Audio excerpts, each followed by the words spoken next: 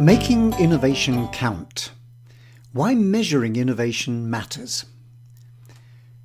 The great management writer W. Edwards Deming had a powerful introduction to his talks on quality management. Pulling out a dollar bill and waving it in front of the audience, he'd point out the wording, "In God we trust," and then go on to comment that in business life the same principle could be applied, but with the afterthought. Everything else we should measure. His argument was simple. If we want to control something, we need to make sure we measure it. And that's as true of innovation as any other business process. Although it can appear to be about inspiration, intuition, and risk-taking, the fact is that it's a process and needs managing as such. That's a point driven home by countless studies, and it underpins the ISO standard for thinking about innovation as a manageable activity. And if we want to manage the process, the first question we need to ask is, can we measure it? Well, the good news is, of course, yes, but that begs a second question about what we measure. Part of the problem with trying to manage innovation by the numbers is that there are so many different views on what can be measured and the relative importance of these. Certainly, we can look at inputs, spending on research and development, for example. And we can look at outputs, number of patents, percentage of sales derived from new products, number of ideas suggested by employees, and so on. But the real challenge lies in finding ways to monitor and measure the process itself. Let's take an analogy, driving a car. Now, clearly there are important things we'd like to measure before we set off to ensure we've got a good chance of reaching our destination. Have we got enough fuel in the tank or battery? Is there sufficient oil to stop the engine overheating? Ditto water for the radiator? Are the brakes and other safety systems in good condition? These days, car manufacturers helpfully provide sensors which can display the status of all of these and warn us if there's a problem before we let off the handbrake. They're all examples of input measures, reminding us of what we ought to put in place if we want to go travelling. And at the other end of our journey, we can apply various output measures. Most importantly, did we reach our destination safely? But we can also measure other things which might help us in the future when we next choose to travel. For example, how long did it take us? How much fuel did we use? Was it a comfortable journey? And so on. But the measurements we really rely on are those which give us information while we're driving, and that hopefully give us warning if we need to make any corrections. If we're going too fast, if the engine's too hot, if the tyre pressures are too low, we need to do something about it. The dashboard or driver display is the nerve centre of this whole process. And these days it's moved on from the simple speedometer and rev counter to give us a wealth of real-time information. We can tell the status of all sorts of systems with a glance, and even if we aren't actively looking, there are verbal and other warnings to attract our attention built in. The range of information available to us has grown, and it's no longer confined to the performance of the vehicle itself. We now have access to a rich source of information about the wider context. Navigation aids like GPS tell us not only where we are, but what different routes are available should problems emerge on the road ahead. They take into account weather and accidents and roadworks to give us updated, real-time information about the wider world. Importantly, they also offer advice and guidance to assist our own decision-making about course correction, speed, and style of driving. And with novel sensors built in, we even have access to predictive information, warning us of dangerous situations which might develop, carrying out a kind of forecasting operation on our behalf. In fact, the biggest problem in control may be the sheer volume of information available to us and the competing demands it makes on our attention and decision-making capacity.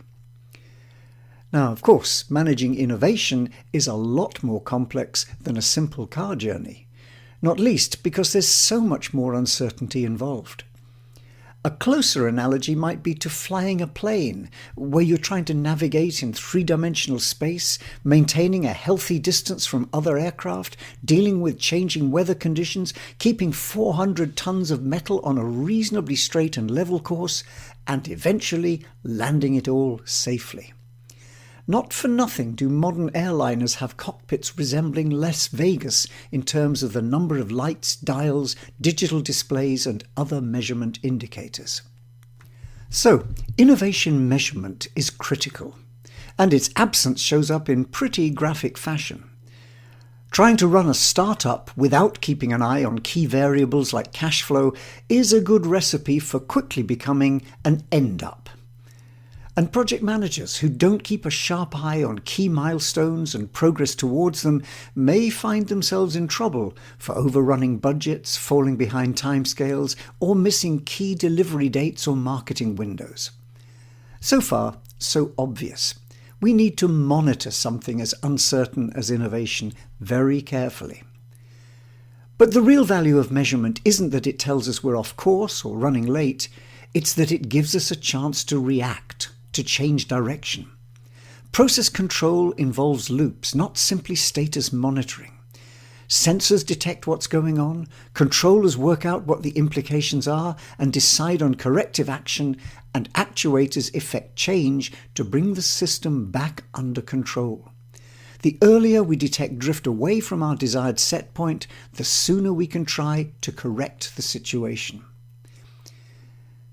Today's emphasis on agile innovation reflects this, building in high-frequency loops which allow for measurement and correction, pivoting.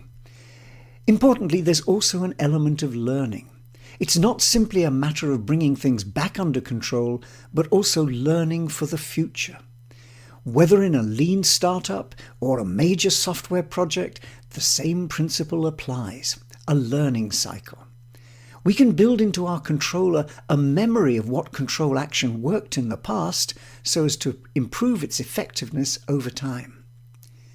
And it's not just about the individual project. We can also deploy control loops at the strategic level, reviewing progress across a portfolio of product, service, and process innovation. The power of stage gates and other tools is that they monitor at a system level, looking at the big picture. Even if performance on some key process measures is adequate, there may be questions about whether or not this is still the right thing to do in a rapidly changing environment. And sometimes it needs an unpopular decision. That kill or stop choice is a hard one to make, but without it, especially in public sector projects driven by strong political forces, without it, we're likely to hear the lumbering sound of white elephants. Now, sometimes this meta-level strategic control system intervenes to perform a course correction, but sometimes it will involve a complete innovation system reset. Take the case of ABC Electronics, a thriving player in the good old days of the pre-liberalised telecommunications sector in the UK. It had one major customer, the General Post Office, and one new product development project every 3 years, replacing and upgrading the phones in the iconic red telephone kiosks. But fast forward to the days when they were riding the incredible growth wave around mobile phones. Their core expertise of acoustics, electronics, and plastics moulding meant they were drowning in opportunities, with the result that they were taking on more and more projects, but still trying to control them via the same old process. They were soon locked in a dangerous spiral of increasing costs, time overruns, unhappy customers, and an accelerating crisis. It took a major reset to bring them out of this spin, changing the innovation system to bring in key elements like portfolio management, stage gate controls, and product management. Experienced companies are not immune. For decades, 3M were regular residents at the top echelons of league tables listing the world's most innovative companies. But in the early years of the new millennium, they began to slip down the rankings. By 2007, a Business Week cover feature was talking about 3M's innovation crisis. Careful reflection highlighted a problem with their control system. The enthusiastic adoption of Six Sigma principles had led to a tightening up of performance, but in the process had squeezed out their capacity for radical breakthrough thinking. Once again, a reset was needed to adjust the innovation control system to allow more freedom and flexibility back into their corporate innovation approach. Perhaps one of the most significant shifts was that carried out at Procter Gamble as it wrestled with the shift towards open innovation. For nearly 2 centuries, they'd built and operated an effective innovation model based around research and development, generating all the technical and market knowledge they needed to deliver a steady stream of consumer product innovations. But an internal strategic review team sensed that they were increasingly missing out on opportunities being offered by an outside world rich in different and complementary knowledge. This culminated in the shift to connect and develop, the banner beneath which they re-engineered their whole innovation system. Led from the top by the new chief executive, Alan Lafley, and with a clear, but for its time very ambitious target of sourcing half its innovations from outside, the program was launched in 1999. Close to a quarter of a century later, and they're still adapting, putting in place new routines for external collaboration, letting go of others which had served them well over many years. The learning process has paid off. Breakthrough innovations resulting from Connect and Develop include Olay Regenerist, Swiffer dusters, the Crest spin brush, and Glad ForceFlex refuse bags. Procter & Gamble's continued growth has come in large measure from external ideas, which now account for well over the targeted 50%. Which raises the question of innovation accounting. Now, whether course correction or full system reboot, innovation management is about creativity and control, which puts the measurement system at the heart of things. From the operational improvement loops typified by the plan, do, check, act cycles which underpin shop floor process innovation, through to project level control, innovation measurement not only gives us better control, but also an opportunity to learn. PDCA tools continue to drive the Kaizen approach, little improvements from everyone, which make Lean and Six Sigma such powerful approaches. Companies like Toyota can point to half a century or more of successful growth on the back of this. And what we've learned about innovation management at system level, embedded now in the International Standards Organization model, has come in large measure from careful analysis of success and failure at the project level and of building operating routines out of that. In their excellent book on innovation accounting, Dan Thoma and Esther Gons argue this point strongly, placing particular emphasis on building a hierarchy of control based not only on a clear dashboard of measures to manage the operational side, but also developing measures around the long-term strategic development of the organization. They focus on things like the building up of the knowledge base and the training and human resource systems designed to create and maintain a culture of innovation. The timescale involved in such measurement system needs to be long. We're talking about years before the effect of strategic investments into new knowledge or human resources might pay off. Take the case of the German company Hella, for much of the 20th century a key supplier of lighting systems to the automobile industry. Back in the 1980s, they thought long and hard about making the then risky move into microelectronics. They had some experience in simple solid-state devices like flashers and brake lights, but the move into a whole new field would be expensive and disruptive. They had to compete in a very tight labour market for the scarce skills involved. They had to find ways to house and equip a completely new development team, And most important, they had to redesign their organization to integrate the new knowledge architecture involved in the shift. Not surprisingly, there were critics, but the longer view prevailed. This proved fortunate for the business, since the division which the small team grew into now accounts for around 60% of the company's business.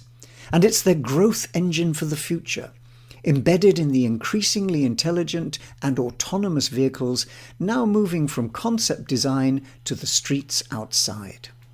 Apart from the direct value of this investment, it also helped reinforce the long-cycle strategic control system in the business. From its early days as a startup back in the 19th century, it's been faced with similar strategic choices about building capability and technical competence, and it's learned to take a long view. Innovation strategy involves difficult decisions, and they need a measurement system able to reflect these long-term, intangible benefits as much as the shorter-term returns on investment and other operational performance indicators.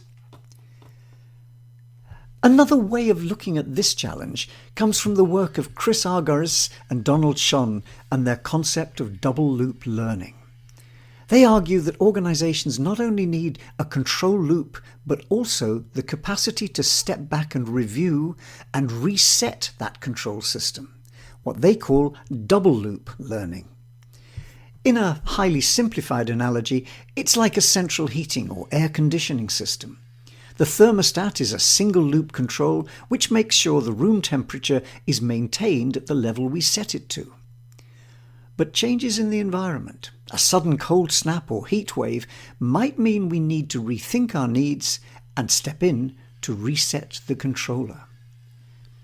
It's the same in organizations managing their innovation systems. They need this meta-level capacity to reflect and reset. Dynamic capability. Which was something else which W. Edwards Deming was keen on. Outlining his famous 14 points for management in his book Out of the Crisis, he laid particular emphasis on the role of strategic leadership to help ensure that the organization was able to improve constantly and forever.